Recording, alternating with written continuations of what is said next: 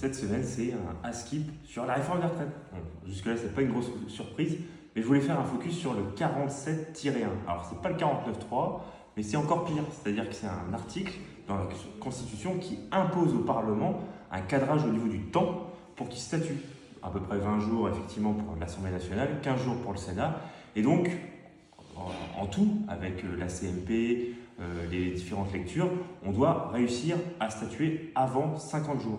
Donc ce qui en fait permet au gouvernement de nous cadrer, de nous enfermer dans la discussion. Et puis ce qui fait rire en réalité, c'est la phrase de Madame Borne du week-end dernier qui disait tout simplement donc l'âge légal de départ à 64 ans n'est plus négociable. Alors juste, on peut peut-être lui poser la question, est-ce qu'elle peut nous donner le jour où ça a été négociable, puisque pléthore de syndicalistes ont fait des allers-retours à Matignon, des responsables de partis, des responsables de groupes du Parlement, et ont toujours, je pense en tout cas dans les entretiens, ils ont toujours souhaité en tout cas, nous proposer de revoir sa copie sur les 64 ans. Force est de constater que malheureusement ça n'a pas été le cas, en tout cas il n'y a pas eu d'écoute, et donc là encore on a une méthode un peu macronienne qui est tout simplement du en même temps, on dit que ce n'est plus négociable, alors qu'en réalité ça ne l'a jamais été. Ça s'appelle de l'enfumage. Vous l'avez compris, 47-1, 49.3, bon, tout ça c'est les outils un peu du gouvernement pour contraindre le Parlement et puis tout simplement peut-être aussi envoyer un sentiment de fatalité pour les gens qui sont déjà très nombreux dans la rue. En tout cas, il y a une progression énorme entre le 19 et le 31. On sent en tout cas qu'il y a une mobilisation qui s'amplifie et je vous invite à continuer. En tout cas, ça fait chaud au cœur à la fois pour les syndicalistes qui se sont battus dans les différentes réunions de négociation, mais tout simplement pour envoyer un message de mobilisation et de montrer que la France, en fait, elle ne supporte pas le fait qu'on traite en tout cas le sujet des retraites de millions de Français en très peu d'heures de débat, parce que ça fait à peine 50 jours, alors que là on parle de rajouter 2 ans supplémentaires pour de nombreuses travailleurs et travailleuses. Donc là encore, il y a un enjeu majeur, il faut continuer. Et donc peut-être revenir aussi sur les injustices qui sont à détricoter. Alors il y a eu des petits lapsus de ministres, notamment M. Riester qui s'est un peu emmêlé les pinceaux dans une interview. Et je pense qu'ils oublient aussi de dire que malheureusement avec cette réforme, déjà que les femmes n'ont pas forcément l'égalité salariale, mais en plus de ça, dans ce qui est déguisé, malheureusement pour elles, 40% partent aujourd'hui avec des carrières incomplètes.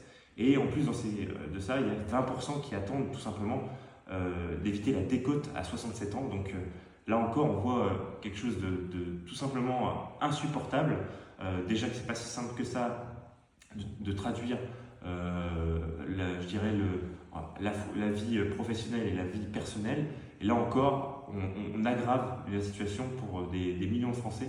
Et donc aussi peut-être un peu de sincérité dans le débat, il faut tout simplement déjà modifier le titre de ce projet de loi du gouvernement et tout simplement l'appeler réforme des retraites, une véritable taxe sur nos vies et pas sur leurs profits. C'est là l'enjeu, là encore, parce que débat quand même, on va pas se le cacher, il y a quelques mois le gouvernement a fait une suppression d'une taxe qui s'appelle la CVAE, la cotisation de la valeur ajoutée des entreprises. Bon, c'est effectivement des belles entreprises qui sont taxées avec en plus quelques centaines de milliers d'euros, c'est 3 fois rien. Pour Amazon Above dans mon département, c'est 140 000 euros qu'ils devaient donner à l'époque à Amiens Métropole, une collectivité. Donc demain, il y aura 0. Et donc en face, l'État perd 10 milliards. Et donc, là, la Macronie comptable réfléchit à trouver 10 milliards ailleurs. Et bien, en fait, ils vont trouver 10 milliards, notamment sur le fruit de votre travail pendant des années. Ils vont tout simplement récupérer 10 milliards sur des années de cotisation que vous allez faire en plus. Effectivement, le gouvernement dit que cette réforme est équilibrée. Bon, alors c'est quand même le gouvernement qui aussi fait une politique totalement déséquilibrée entre les plus riches et les plus pauvres. Ça, jusque-là, tout va bien, malheureusement.